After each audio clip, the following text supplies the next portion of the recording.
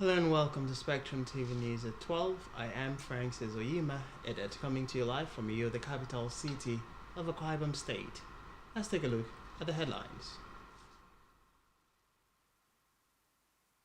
President Tinubu increases intervention funds from 25,000 to 35,000 naira. Federal government and Labour in talks concerning planned strike. Plus, at least 38 injured in blaze at police complex in Egypt. We'll bring you details of these stories and more in a moment.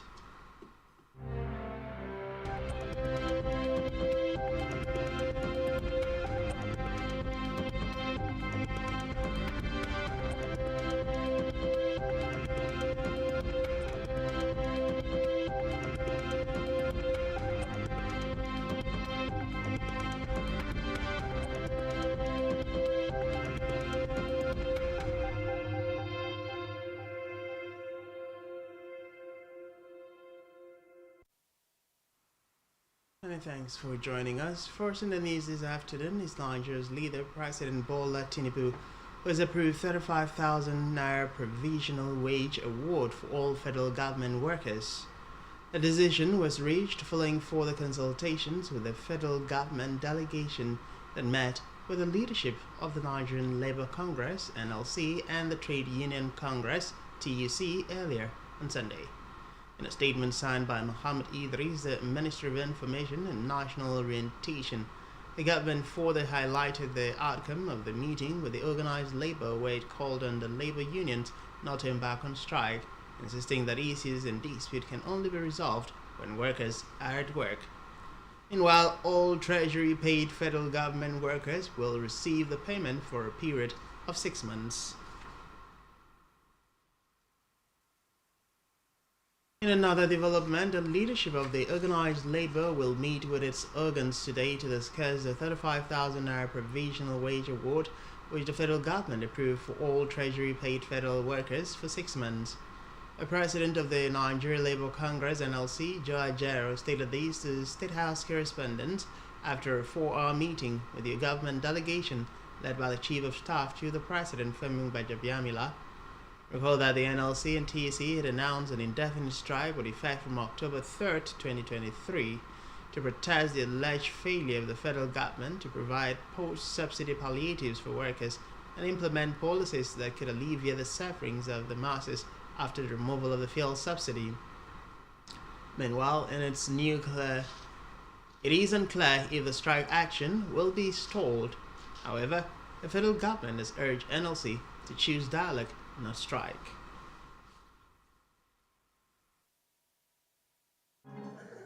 I am happy to say that after 4 hours, we have reached certain agreements that inure to the benefit of the Nigerian worker.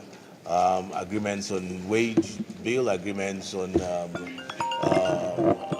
committees on salary increment, agreement on the CN bosses, agreement on several other things, I believe, both TUC, Labour, and government side.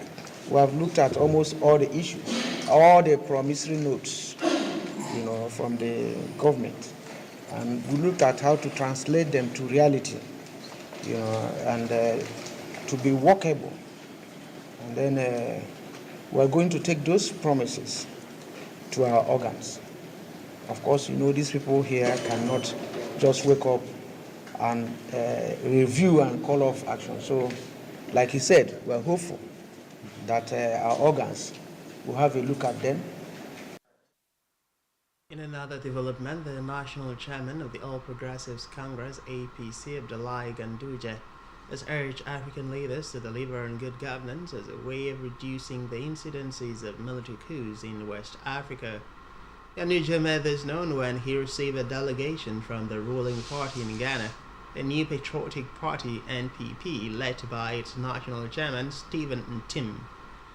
He noted the long historical affinity between Nigeria and Ghana, stating that it would be apt for the ruling parties of both countries to share ideas and delivering good governance to their citizens.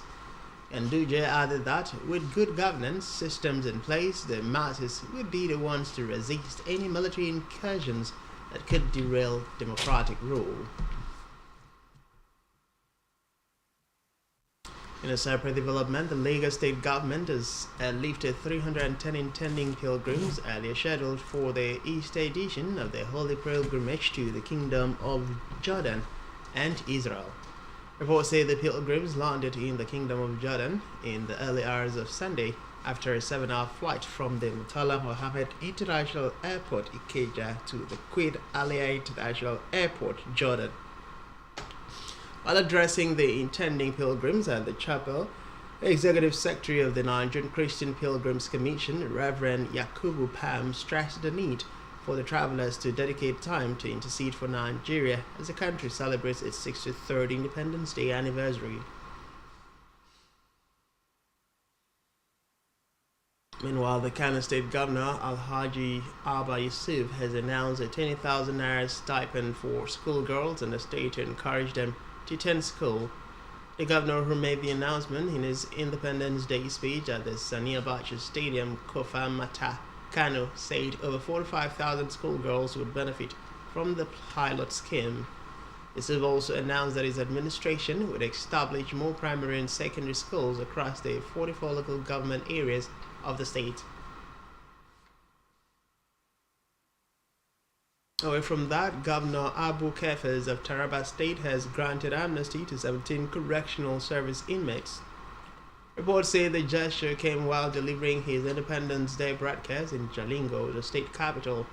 The governor also reversed the death sentences of 4 convicts who are on death row to life imprisonment and reiterated that his administration will turn the state into an agricultural powerhouse through the introduction of mechanization in the agricultural sector to boost food production and enhance food security.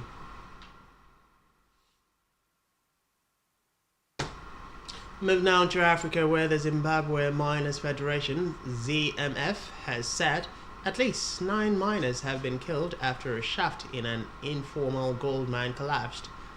ZMF President Henrietta Rashawaya said the incident took place at the Bay House mine in Chekutu, some 120 kilometers west of the capital, Harare. He added that 4 bodies had been recovered so far, while 5 others were still stuck under rubbles. And while the mine engineer Hazien Pierre said it is difficult to retrieve the bodies because the mine is still collapsing, and each time they try to reduce people, the mine is a threat to their lives as well.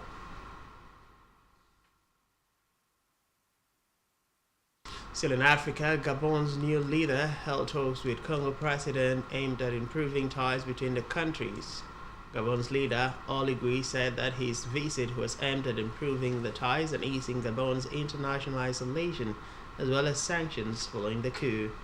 Recall that Gabon was suspended from the African Union and the Economic Community of West African States, ECCAS, after the change of government, and ECCAS has also ordered the immediate transfer of its headquarters from Gabon's Libreville to the Equatorial Guinea capital, Malabo.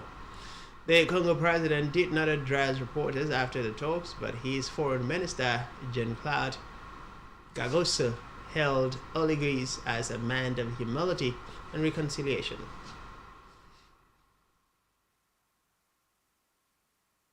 On the foreign scene, the huge fire at a police complex in Egypt has injured at least 38 people. Reports say firefighters managed to contain the blaze at the facility in Ismailia, and local hospitals have been placed on alert. The cause of the fire is unknown, and the government has not commented. However, civil defense sources said that the fire caused part of the headquarters of the Directorate of Security to collapse. Meanwhile, Egypt's health ministry has sent 50 ambulances and 2 military aircraft to the building, with at least 24 people being treated for asphyxiation, along with 2 for burns.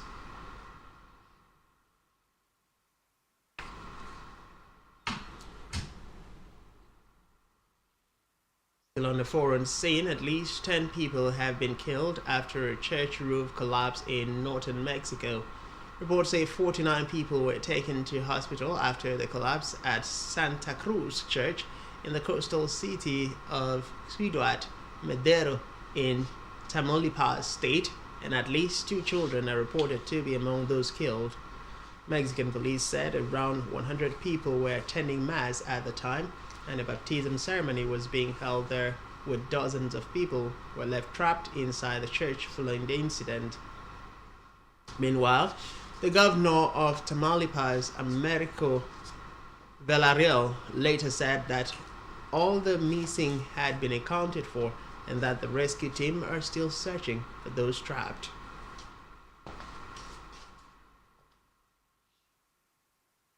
Still to come in the news. Falcons lament unpaid allowance. NFF insists money paid. Just stay with us.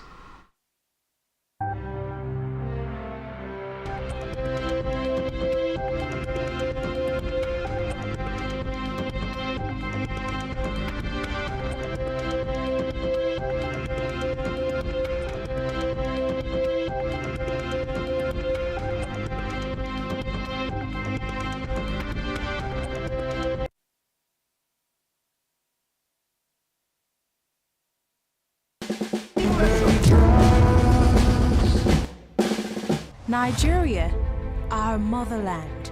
The source of our strength. The root of our identity. The bastion of our freedom. Pride, honor, And beliefs. Happy Independence Day. As Nigeria turns 63, We can only hope to be knitted together, even tighter. In brotherhood and unity. may the labors of our heroes past never be in vain. And may our labors for a great country, Where growth and love reign supreme, be rewarded. Happy Independence Day, Nigeria. From all of us at Tough Media Group, owners of Planet FM, Tunxio FM, and Spectrum TV.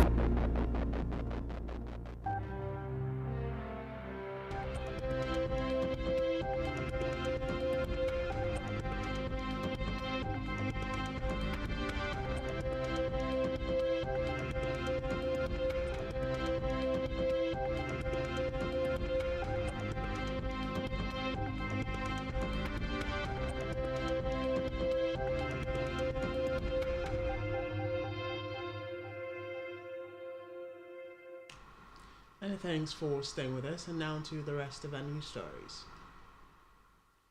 On a business news, the Nigerian Exchange Limited will see its market capitalization depreciate by 8.69 billion naira as Capital Hotel PLC announced its delisting from the bourse. Recall that the company announced its voluntary delisting from the exchange as recommended by the board of directors. The company, in a statement, said the exchange approved the delisting application subject to Capital Hotel's evidence of opening an escrow account in the registrar's name and evidence that shareholders who have accepted to exit have been paid. The company added that the delisting provides the opportunity to strategize for better performance, minimize costs, and stay competitive within this industry. Still in business, BUS Cement PLC has reviewed the timeline for the implementation of his reduced ex-factory price of 3,500 naira per bag, saying Nigerians can begin to enjoy the benefits of the price reduction before the completion of its plans. The company's management, in a statement, cited its commitment to reduce cement prices upon the completion of the company's new lines at the end of the year in order to support development in the building materials and infrastructural sector. Addressing its customers, stakeholders, and the public, the manufacturer noted that it had conducted a periodic review of its operations for efficiency will be effective from today. Bossman added that all pending undelivered orders which had been paid for at the old prices would be reviewed downwards, and licensed dealers will enjoy this benefit. And how the Director General of the World Health Organization, Dr. Ghebreyesus Tedros, says the world has fallen short of its targets to end the global tuberculosis epidemic by 2030, saying that all hands should be on deck to achieve the ambitious targets. Tedros, in a recorded meeting of WHO General Assembly, said that at the first high-level meeting on TB held half a decade ago, the world set these ambitious targets, noting that while millions of lives have been saved, the targets are yet to be achieved. The Director General revealed that the only licensed TB vaccine was developed over a century ago and saves thousands of lives every year by protecting young children. However, the vaccine does not adequately protect adolescents and adults. Meanwhile, he charged all hands to be on deck and noted that more work needs to be done.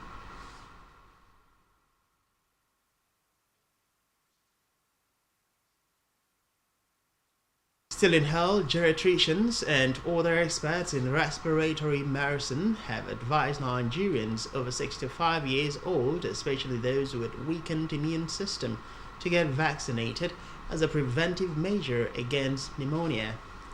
Speaking